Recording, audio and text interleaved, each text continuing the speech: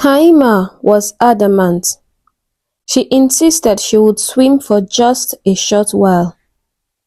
Anna decided to pack up some of their belongings so they would begin to return home immediately Kaima finished her swimming. But as she turned to leave, Kaima pushed her into the river. She shouted, "Nemo," meaning my mother, and disappeared into the water. Kaima became scared. Anna vanished from the surface of the water, and as she stared around, a big crocodile emerged from the water. Kaima screamed in shock and ran till she got home. Once upon a time, in a bustling city, lived two friends, Anna and Kaima. Both of them were of the same age bracket and had grown up together from childhood. They loved themselves so much. People always thought they were twins as they were also of the same height and body size. Anna was the most beautiful and bright one, while Kaima was very good at sports. Anna's parents were traders and Kaima's were farmers. The two families were doing well in their various choices of occupation and their children attended good schools. These two friends shared so many things in common, from their dresses to their shoes, school bags and even hairstyles. Their relationship soon extended to their families. Both families know you can't buy anything for Anna without getting the same for Kaima, and you can't buy anything for Kaima without buying for Anna. The girls had a very strong bond, and people admired the way they looked out for each other. They were inseparable, their connection running deeper than the roots of the ancient trees that shaded their village. But Anna's family had a very big secret that they shared with no one, and this bothered Anna a lot as she could not understand what it was all about. Her parents had warned them never to share this secret with anyone, not even their closest friend. As Anna grew up with this enormous secret, so many questions joggled through her mind, and soon curiosity began to get the best part of her. Unable to hold it in any longer, one fateful day, Anna came to school looking so worried. Kaima, noticing Anna's worried look, began asking her what the problem was. Because she had been warned by her parents, she was reluctant to share it. But Kaima was her best friend, and she couldn't keep secrets from her. She told her that in their whole life they had never swum in a river, and their parents had warned them sternly to stay away from the streams and rivers, but she couldn't understand why. Kaima knew Anna avoided streams and rivers, but she didn't know it was because of an instruction that was given to her by her parents. She had always thought her friend had a phobia of water. If you don't know why, Kaima advised, why don't we go to the river and see for ourselves? I think it's a bad idea, Anna countered immediately. She respected her parents so much and knew that whatever instructions were given to them were meant for their protection. She pleaded with her friend to keep it a secret. As the girls grew together, Anna was maturing into an extremely beautiful young woman. When the two friends walked together, Anna got the most attention, as people always admired her beauty. This made Kaima sad. She was not as beautiful or brainy as Anna, hence, she was always invincible around her. Anna was that sunshine that everyone loved to sit around its light. She also got all the attention of the boys, and they were always willing to help her with one thing or the other. Only a few looked at Kaima's corner. For years, Kaima has had a crush on a boy named Uche. Uche was the epitome of charm and charisma. His easy smile, capable of melting even the coldest of hearts. From the moment Kaima laid eyes on him, she knew that he was someone special, someone she could imagine spending the rest of her days with. Uche was very good at sports, and he became friends with Kaima as they both shared similar interests. Kaima was happy that she could get Uche's attention and secretly wished that their relationship would blossom into something beautiful one day.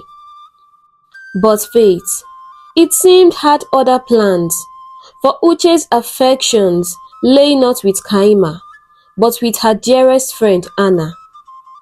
Anna, with her radiant beauty and gentle grace, captured his heart from the very first moment they met, and Uche's intention was to get close to Anna through Kaima. He would always spend time with the two girls just to catch a glimpse of the beautiful Anna that warmed his heart, leaving Kaima to watch from the sidelines as their love blossomed and grew. At first, Kaima tried to bury her feelings deep within her heart, hoping that one day they would fade away like the dying embers of a fire.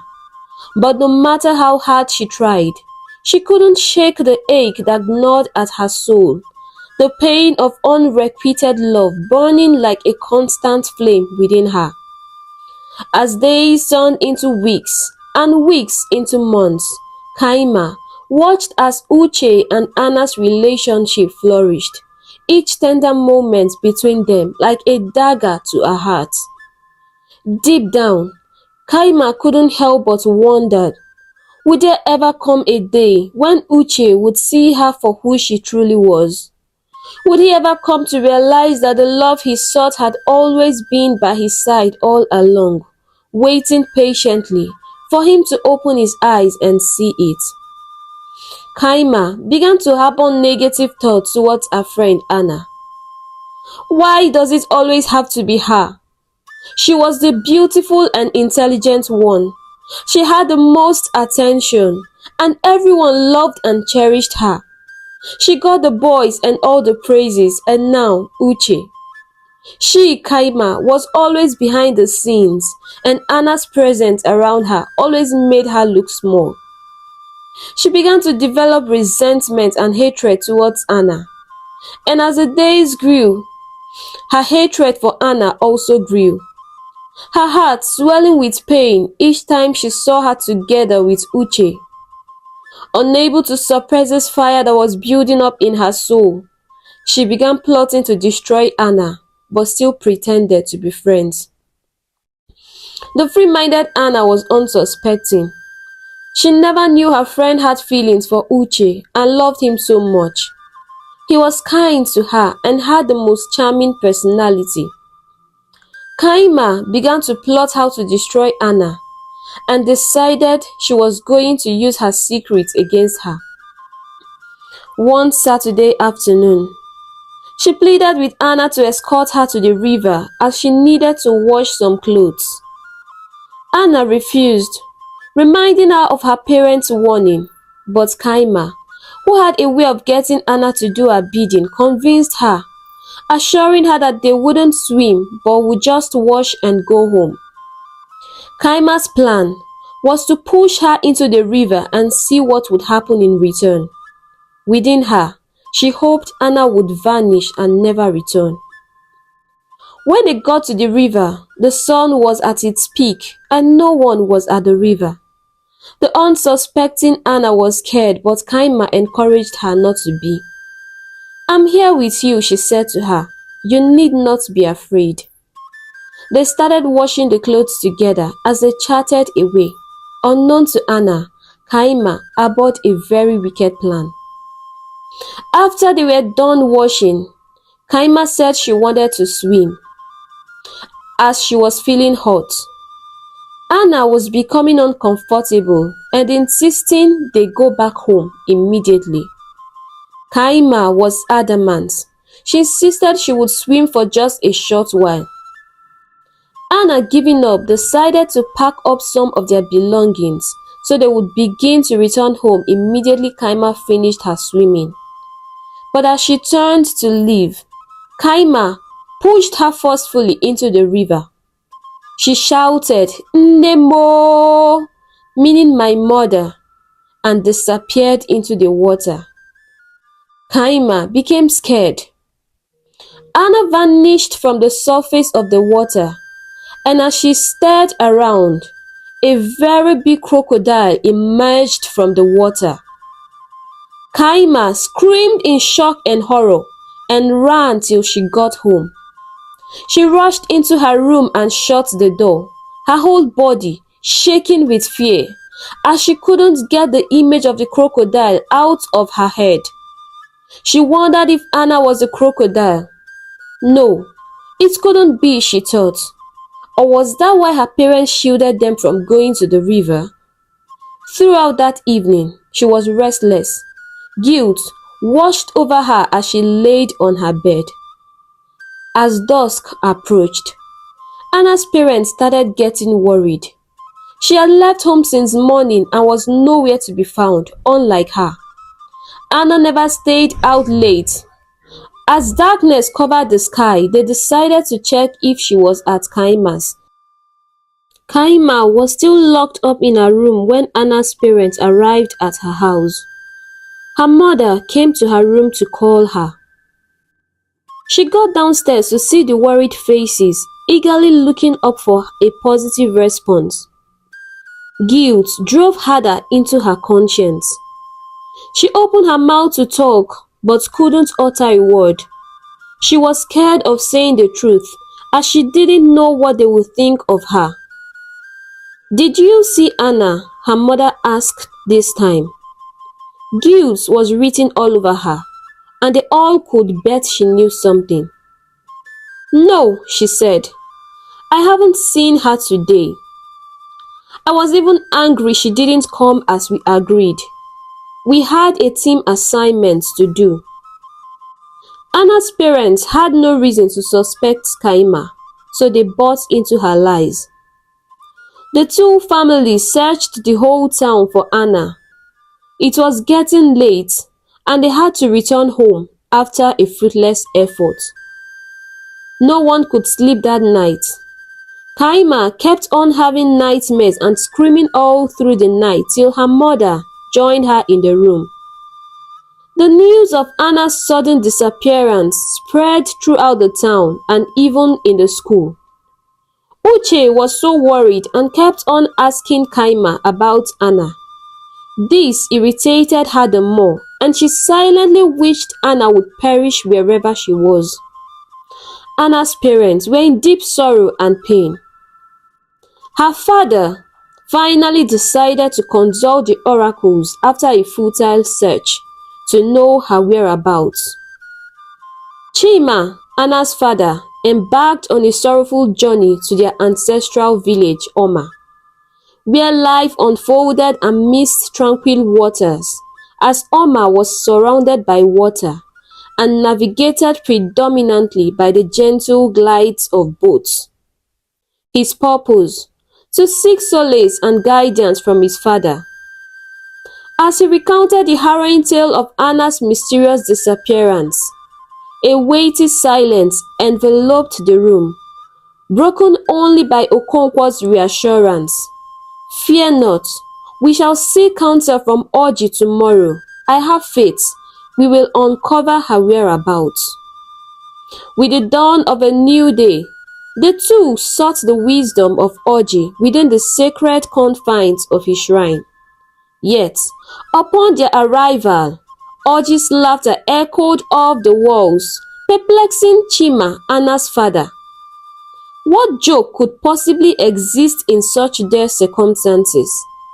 Solemnly, Okonkwo interjected, "Oji Okosisi, we approach you with all earnestness, for our quest is a grave one." "I am aware of your plight," Oji responded, now with all seriousness. "Your daughter resides within the depths of the Agadi River, where she has lingered for 3 days. Though she is still alive, time is of the essence, for within 7 days she shall shed her human form and become one with the crocodile." Chima was shocked. They had clearly warned their children never to go close to any river. How did Anna get to Agadi River? A long time ago, Okonkwa's father Uwa and his children were returning home to Oma from the market. Oma was a town surrounded by water, and the people of Oma were always referred to as the water people, and it was their major means of transportation. As Uwa and his children nestled in the boat's embrace, nature unleashed its fury in the form of a tempest, lashing the boat mercilessly from side to side. Panic seized the passengers as the storm's fury intensified, taking away control from the sailors' grasp until the boat collided with unforgiving rocks, splintering the wood into fragments. Amidst the chaos, bodies tumbled into the troubled river, each fighting desperately for survival amidst the tumultuous currents. When the tumult subsided and heads emerged, gasping for air, Uwa's heart sank, as he counted only 4 of his 5 beloved children. Being surrounded by water, the citizens of Oma possessed formidable swimming prowess, yet Ohadike, his son, failed to surface. Desperation gripped Uwa as he plunged into the depths in search of his missing child, but his efforts proved futile. Thus, Ohadike vanished beneath the waves, swallowed by the unfathomable depths. Inconsolable Uwa and his wife grieved, their sorrow unyielding. Days later, Ohadike's lifeless form drifted ashore, and he was laid to rest by the river bank, following ancient customs dictating that those claimed by water find eternal rest by its side. Driven by a paternal resolve to protect his children from further water perils, Uwa embarked on a journey to a faraway town to seek a powerful herbalist. After much offering and sacrifice, a special charm was made for him and his family. They were to enter into a covenant with Alila, the great oracle. Whenever danger faced them in the water, all they needed to do was scream out and they would turn into a crocodile. And once the great Alila was appeased, the person would sail to a safe place and turn back to human. This has saved the family for a long time. For generations, this pact endured, saving the family from aquatic perils. Yet, fate's cruel hand intervened when Kaima, propelled by jealousy, pushed Anna into the river, igniting a chain of events steeped in ancestral lore and tragic consequences. Oji meticulously outlined the required sacrifices, prompting Chima to venture into the bustling market in their pursuit of these offerings. Their mission, to invoke the benevolent spirits of Alila dwelling within the village sacred river, beseeching for the safe return of their daughter. With solemnity, the native doctor commenced his ritual, uttering cryptic incantations while swirling amidst the flowing waters. His chants crescendoed into melodic hymns of praises to Alila, the revered oracle. As the offerings vanished beneath the current's embrace, a collective sigh of relief washed over them, signifying the acceptance of their tributes. Yet, their jubilation was short-lived as an ominous wind stirred the waters, causing them to surge menacingly. Undeterred, Oji danced exultantly, his faith unwavering. Suddenly, from the depths emerged a majestic crocodile, gliding gracefully towards the shore.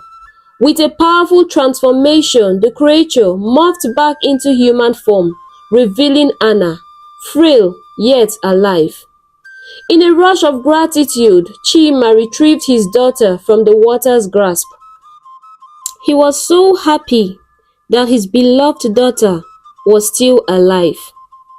Expressing heartfelt gratitude to the native healer, they embarked on the journey homeward, where Chima tenderly prepared a nourishing medicinal soup to revive Anna's weakened spirit. The following morning brought a marked improvement in Anna's condition, prompting their journey back home. Upon their return, her family was happy to see her. Anna recounted the harrowing tale of Kaima's betrayal to her family, telling them how she callously pushed her into the river after confiding her deepest secrets in her. Everyone was shocked as Anna grappled with the unexplainable motive behind Kaima's action. Her heart, heavy with the sadness of seeing her friend, pushed her into the water and fleeing when she turned into a crocodile, lying to everyone about the incident. Anna wondered what would have happened to her had fate not intervened. Disappointment clouded her parents' expression as they admonished Kaima's treachery, cautioning Anna to distance herself from her, lest she faces greater consequences in the future.